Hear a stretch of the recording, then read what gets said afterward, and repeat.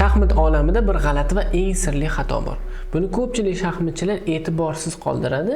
Nimagaki, bu xato sizni ko'rinmaydigan mag'lubiyatga olib boradi.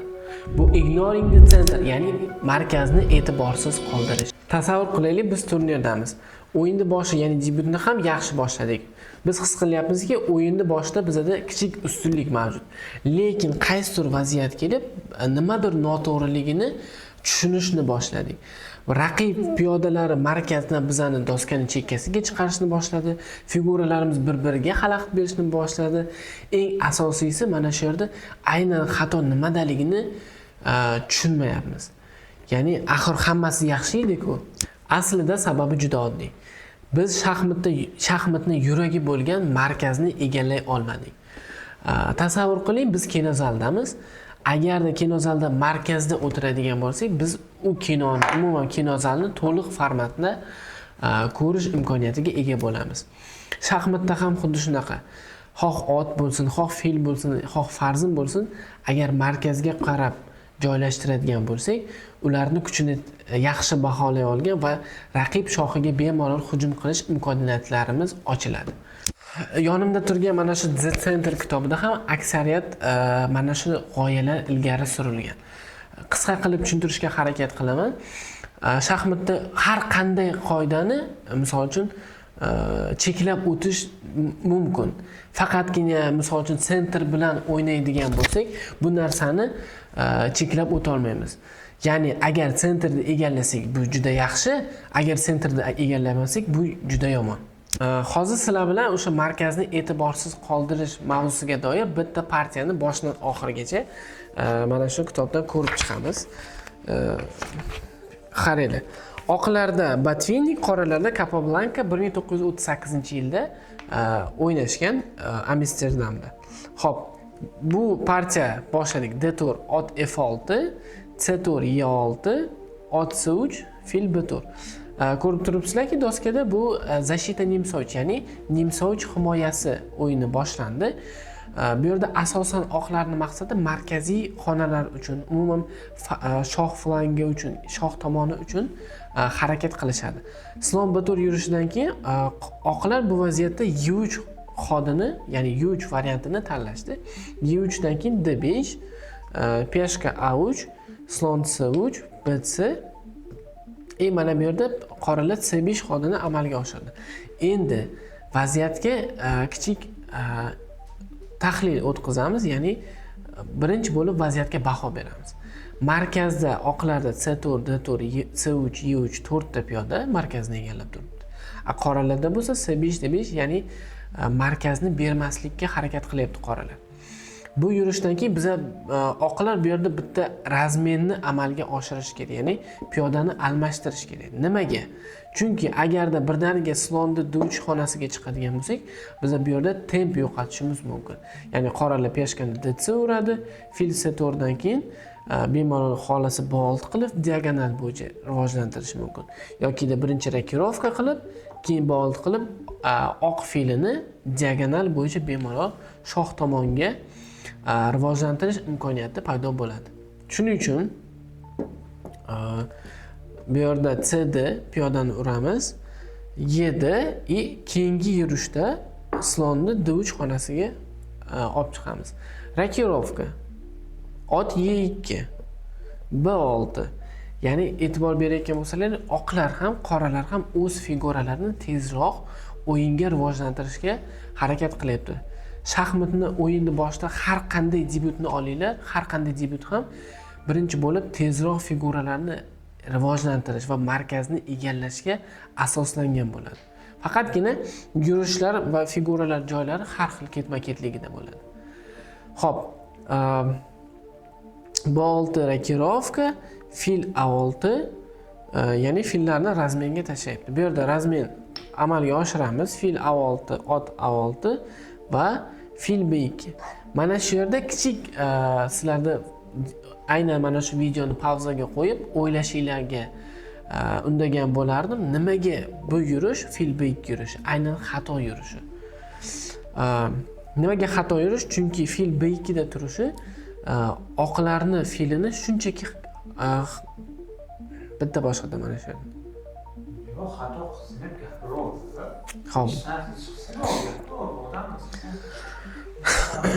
To'g'rilarga o'zing ham. Nimaga fil beyki yurishi xato? Chunki bu fil beykida xuddiki piyodadek joylashib qoladi. Ya'ni bu yerda turganini Sibirda turdi nima umuman farqi yo'q. Beykida joylashish uchun mana shu strategik xato hisoblanadi. Xo'p, fil beyki yurishidan keyin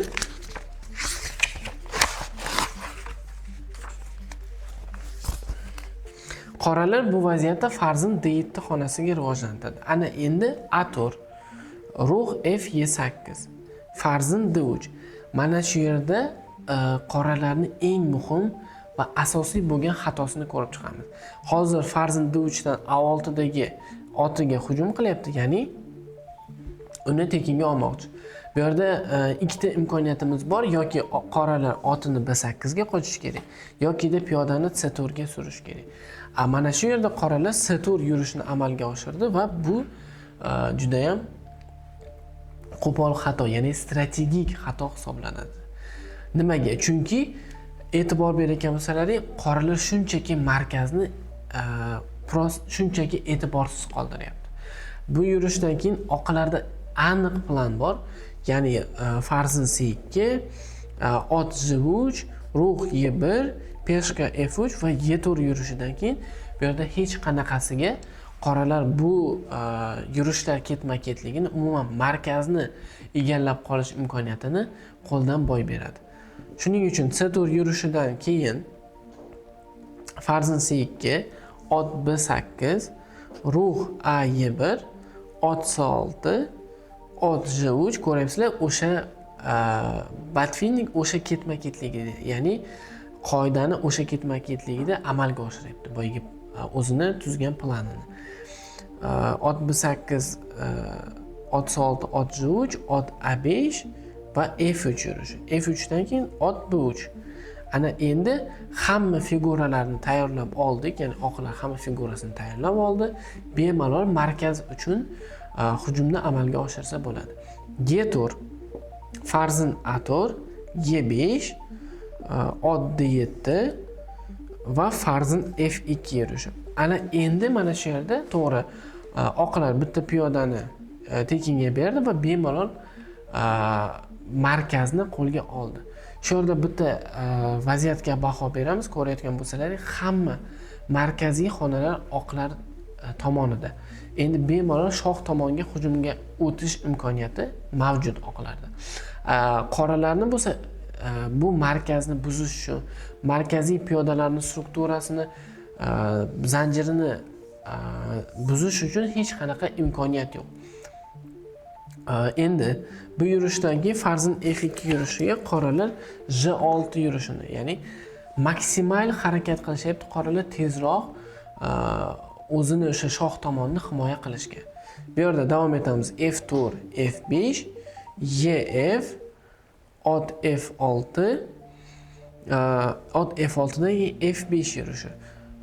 Shoh tomonida faqatgina ikkita piyoda qoldi. Agarda ularni zanjirini ham buzadigan bo'lsak, bemalol mana shu 4 ta figuramiz bilan shoh tomonga hujum qilish imkoniyatimiz juda ham kengayadi. Bu yerda o'zi umuman imkonsiz qoralarda o'zini shohini tomonni himoya qilish. Xo'p. Ot F6, F5, rug' E1, ladya E1 va ladya E8. Mana shu yerda juda ham muhim bo'lgan yurishni amalga oshirish kerak oqlar. Ya'ni aktiv yurish. Agarda shunchaki ladya E8 uradigan bo'lsak, ot E8 dan keyin bizada figuralarimiz, ya'ni resurslarimiz kamayib boradi. Shuning uchun eng to'g'ri yurish bu yerda ladya E6 yurishi. Ladya E6, ladya E6, F-ye va bizning farzimiz otiga hujum qilyapti. Bu yerda ko'rinib turibdiki, himoya qilishning bittagina yo'li bu shoh G7. Shoh G7 ga endi qaranglar. Shaxmatdagi yana bitta sirni sizlarga ochishga harakat qilaman. Eslab qolinglar, aynan qanaqadir mod qilish planlari, qanaqadir kombinatsiyalar, qanaqadir zaiflik yaratish imkoniyatlarini qidirish shart emas. Shaxmatda asosan yomon turgan figuramizni har safar yaxshilashga harakat qilishimiz kerak. O'shanda biz emas, bizani aynan figuralarimizni o'zi yutadi o'yinda. Shuning uchun farzand F2 dan F4 yurishini amalga oshiryapti.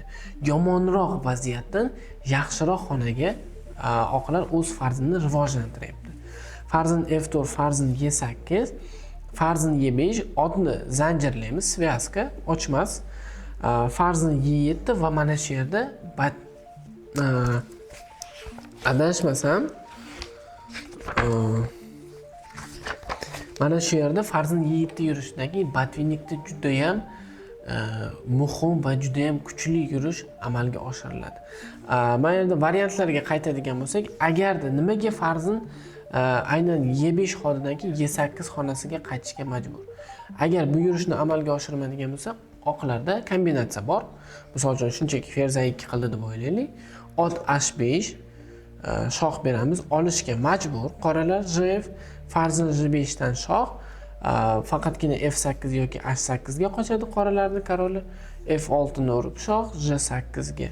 Ferza F7, korol H8 dan keyin ferz F8 xonasidan mod oladi. Shuning uchun bu yerda farzand Y8 himoyaga qaytishga majbur. Endi farzand Y7 dan keyin biz bu yerda raqibni, ya'ni qoralarni farzandini chalg'itishimiz kerak bo'ladi. Bu ham bo'lsa fil A3 yurishi. Блестящий yurish, ya'ni brilliant yurish. Fil A3 ga majbur, fil A3 farzand A3 yurishga ot H5, JH, farzand J5, korol ya'ni shoh F8, farzand F6,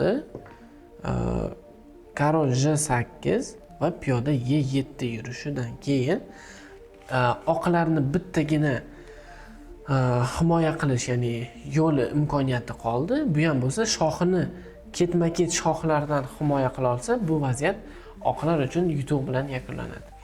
Farzand C1, shohni F2 ga chiqamiz. Farzand C2, shohni J3 ga chiqamiz. Farzand D3, shohni H4 ga chiqamiz. Farzand Y4, shoh bilan H5 dagi piyodani olamiz. Farzand Y2, yana H4 ga qaytamiz. Farzand Y4, endi piyoda bilan J4 yopamiz. Farzand Y1, shoh H5 oxirgi hal qiluvchi yurishdan keyin bu yerda qoralarda hech qanaqa shoh berish imkoniyati qolmadi va ugroza farzand F8 dan mod kelyapti va shu yerda qoralar o'z mag'lubiyatini tan olishdi.